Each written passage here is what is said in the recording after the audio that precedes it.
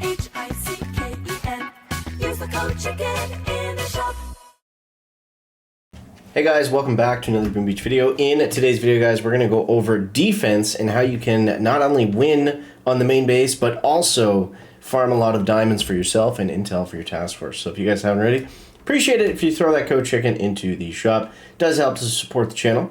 And don't forget to subscribe if you want to stay up to date on everything Boom Beach going into this year, next year, the year after, until I'm dead, basically. So here's what we're going to be talking about today, guys. Now, I've recently been messing around a little bit on the main island and the base layout, because when you think about it, even if you only play warships, or even if you don't have a lot of defense and you're going to get smashed, most of the time in Boom Beach you're going to lose on defense, and you just have to accept that. That's just the way the game is.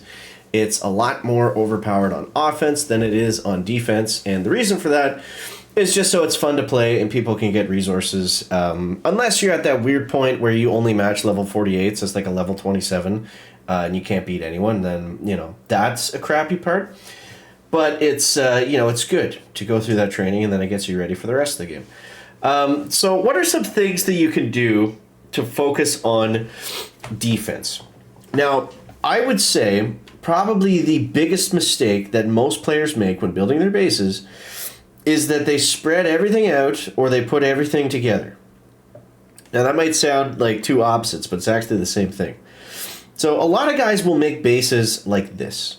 And, from a face value, it's like, yeah, you got the mines up front, you got a couple prototypes in there, but he's wide open here in the back, and he doesn't have any mines protecting him from up there. So this is WINT. So I'm going to show you how easy that kind of base is, even with the protos, with the max level, everything. He has pretty much zero defense. I don't have a ton of GBs, so I'm just going to make sure we boost that up just so I don't fall completely flat on my face there. Yes, boosting, it does make everything easier, but this is just so I don't totally mess it up. So let's go barrage out here, and we're going to go, I'm not going to do the Zuka drop, I'm just going to launch him. So then we're going to flare right about here. And you'll see he's got all these big beefy defenses. But with Boom Beach, you're able to flare and you're able to move, right? And as long as we can get these guys back here without peeking out of that smoke, 1, 2, 3, 4, then we're pretty much away to the races. Especially, I didn't even need the extra GB. So it's things like that that I believe make this just a really bad base. Like, look, we hardly even lost any troops there. We lost like 2 warriors. And a lot of guys do that. They'll super spread out everything. They'll make like an even base because it like looks good. But typically having your HQ at the back, unless you're really low level, is not a good idea. And look there, we only lost 5 warriors. And yes, I did boost the GB statue, but we had like 50 GB left over by the time it was done, so I don't think it really mattered. I also only have 3 gunboat statues right now. Typically, players have more. Yeah, so that's the first mistake, I would say.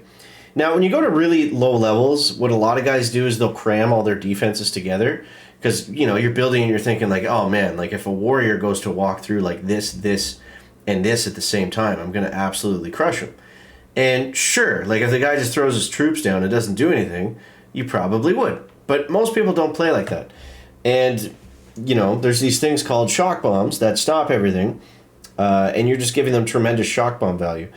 Now, I'm not saying that this base is absolutely perfect, but it's a decent setup. This is more like a leaderboard base that you would see run with a lot of ice statues and whatnot. The idea with the HQ in the middle is that there's no one easy base to smoke, easy way to smoke around and get to it, right? And another thing is instead of focusing on winning, because we know that we're not going to win, 95% of the time, right? Focus on putting stuff in certain spots just to kill troops. Because what's that going to get you? It's going to get you extra diamonds and extra intel, which is all that we're really after, Like, unless you're running a lot of ice statues, which this guy actually is, there's really no need... won't find a new opponent. There's really no need to worry about winning defense. You know, the only reason that you ever do that anyways is just for the sake of pushing VP. Now, I'm not a warrior expert by any means, but this is a better layout for sure because he's got a lot more defensive coverage. He's got shock launchers at the back, and you will see the difference here on how much more difficult this is going to be. He's also got his mines a lot more spread out, so it's not that, you know, we can't see them and we don't know where they are or what to do. It's just it costs more GBE to clear them, right? So little things like that can make a very big difference. Let's go smoke over here. I'm going to lose a couple kind of voluntarily as we get them up to where we want them. Then we're going to flare way back here and just hope that we got rid of all those shock mines. Because shock mines are going to be an issue. Okay, smoke them if you got them. Bang, bang. Alright, so we were able to clear out most of his, what do you call them? Let's go. We're going to do a critter shock over here. And let's go a couple turrets in front. Now we can go with the ice shield. And you can see that, you know, we still had a pretty successful attack.